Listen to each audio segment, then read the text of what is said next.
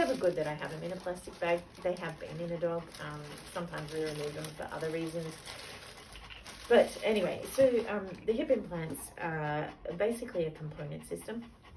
There is, and what it is titanium. So the whole implant is titanium, except for this.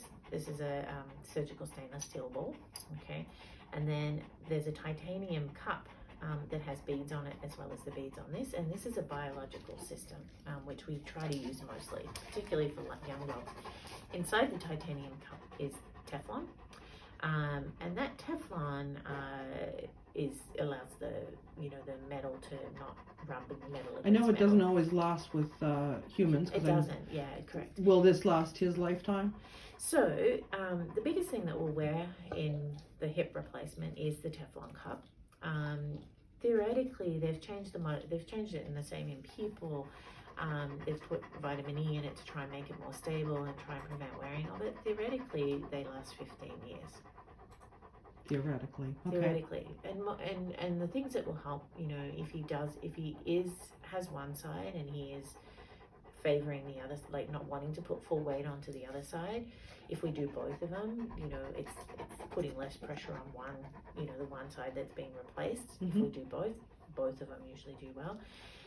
Now, and I usually do x-rays for them at 6 months, and then I often repeat them every 2 years, like if things are going well. The reason being is we can often see if there's wearing of the Teflon cup, thinning of the Teflon cup, and we can actually now come in and replace just the liner without removing the whole thing. This liner will come out and we have replacements that we can pop back in. So if the cup is stable and ingrown, so the biological system is the bone actually grows into the cup, which is why it will last a lot longer. And having the metal around the back of it actually helps the Teflon cup last longer than the old cemented system. The cup would wear out on those around 12 years. 12 years. Theoretically, I say theoretically because we don't exactly know for a well-placed total hip how long they last, because most dogs don't live to 15. Right. So the goal is it should last him his lifetime. Okay. The system that I use is called a bolted system. It is a press fit in the first period, so we actually hammer it in, same as in people. You work in the human medical? No, I just have friends that have had hip replacements. Yeah. So literally, we hammer it in. Like, we create a deeper cup, and then we hammer this implant in, and we hammer this into the femur.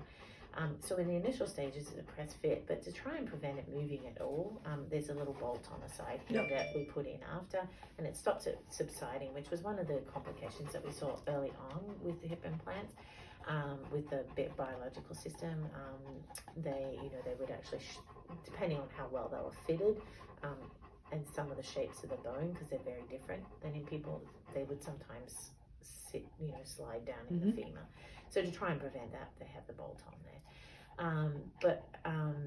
So the press fit, we put it in. What are the risks of the surgery? Because that's always the important thing.